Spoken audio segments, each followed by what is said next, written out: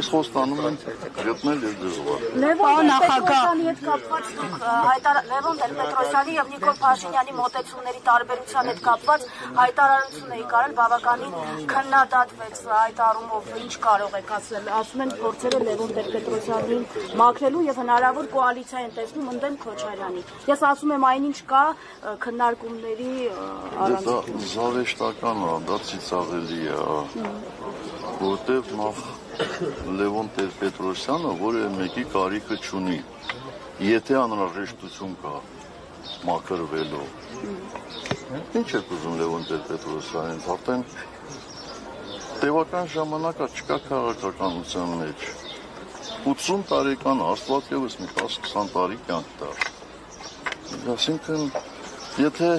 ես նպատակ ունենայի, ցանկություն ունենայի միավորվելու, եթե հիշում եք, Լևոն Տեր-Պետրոսյանը բազմաթիվ նախաձեռնություններ ա ունեցել, եւ միջև ընտրություններ, եւ ընտրություններից հետո ես կմիանայի։ Այսինքն ես ինչ-որ մեկից վախեցել եմ, չեմ միավորվել, ինչի մասին ա խոսքը։ Միշտ պետք է լավին լավ ասել, վատին էլ վատ, այլ ոչ թե եթե մեկը քեզ մի ժամանակ ինչ-որ մի վատ բան ասել, ամբողջ կյանքում նրան վատ ասես։ Ես չունեմ այդ բնավորությունը։ Չունեմ այդ բնավորությունը։ Գիտեք, այս թեման, պարոն Սարգսյան, շատ է խոսում, որ դուք Տեր-Պետրոսյանի հետ ավելի լավ հարաբերություններ եք, չնայած որ 2008-ին Տեր-Պետրոսյանը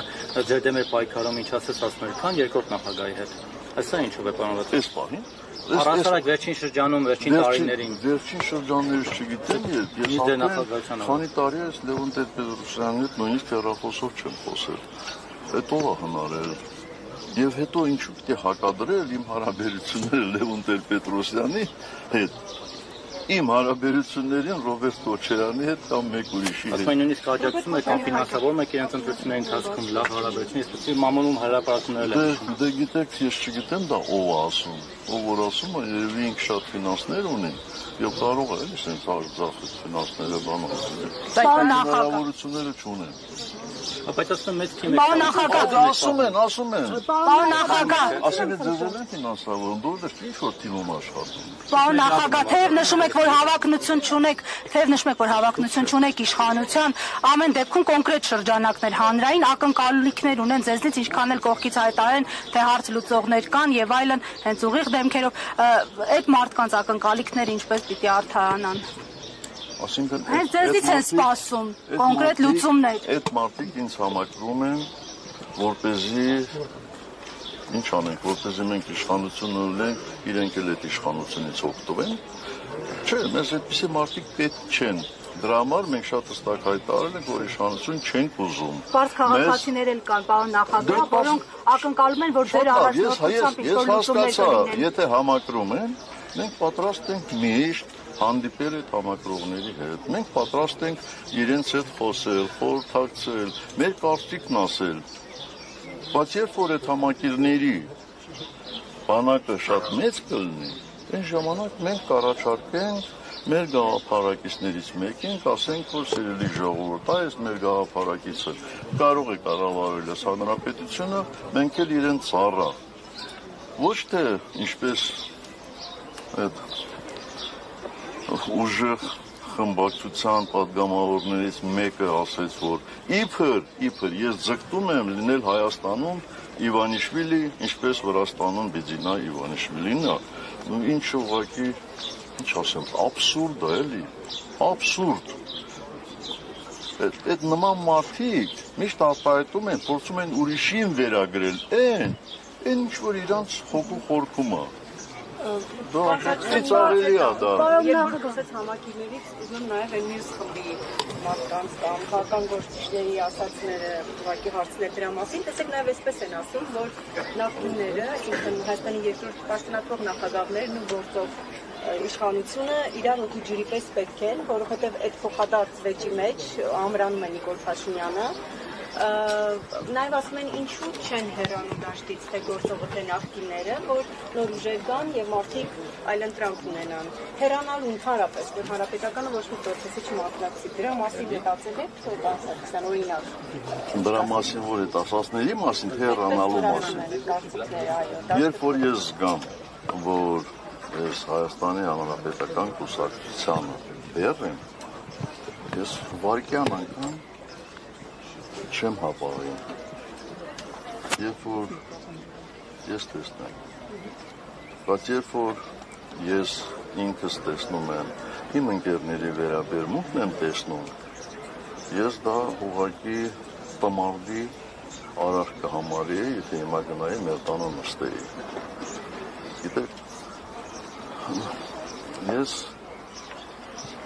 չեմ հասկանում այն մարդկանց, ովքեր համարում են, թե Հայաստանի քաղաքական դաշտը մի մարդատար մեքենա է, այսինքն մենք նստել ենք այդ մեքենա, այլևս իրանց համար տեղ չկա, ասում են իջեք մենք անք նստենք։ Բայց այս դաշտը ազատ է, թող դրսևորվեն,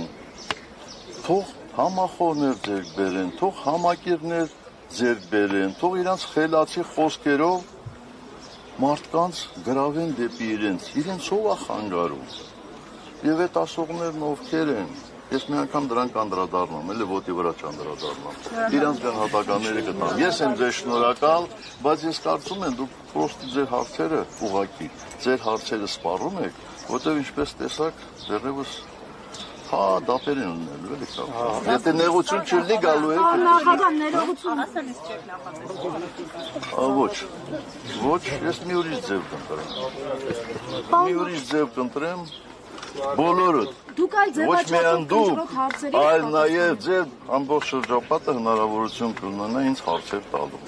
Ես կարծում եմ դա ավելի ճիշտ մոտեցում է, քան այլ ձևաչափը։ Շատ Դուք այլ ձևաչափով կընտրող հարցեր երկար լինի ու ծավալուն, պարոն Սարգսյան։ Դե ես տենց չեմ կարծում, նոր դատավորը հարցրեց իմ առողջության մասին, ասի ամեն ինչ ոնց որ տեղն է, էլի։ Հետո 3-4 ժամ լինի, ինչ ա եղել։ Դե թույլ չեն տալիս, որ մեկնեք երկրից, Թույլ չեն տալիս, վաղուց թույլ տալիս, ցավոք սրտի։ Ձերտեղս Նախագահ, ես Մանվել չեմ ուզում Գրիգորյանի մասին եմ զուգահեռներ ուզում հարցնել։ Մանվել Գրիգորյանի մասին եմ ուզում հարցնել, քանի որ Բայց ես իմ կարծիքս ասեցի։ դուք վերջերս անդրադարձել եք, բայց այնտեղ էլի վիճահարույց բաներ կասում եք, Մանվել Գրիգորյանը ինքն է խնդրել, որ կողմ քվեարկի։ Դրանում ինչպես համոզվենք, որովհետև գեներալը ցավոք սրտի չկա եւ տեսանք, որ հանրապետականի կողմից աջակցություն մեծամասամբ չեղավ։ Ես հայտարարությունը նկատի չունեմ, որովհետև հայտարարություն եղել է, բայց օրինակ դատարանում մենք չենք տեսել շատ հանրապետականների, ովքեր կասեին, որ գեներալին անիրավի դատում են։ Դավիթ Հանրապետականների ասեցի, պարոն Շարմազանov։ Դավիթ Մկրտչյանը այստեղ է գնացել է, այդ չի գնացել, որ գրեթե ամենօրյա ռեժիմով Դավիթ Մկրտչյանը Մանվել Գրիգորյանի հետ էր եւ գիտեր նրա բոլոր Դավիթ ջան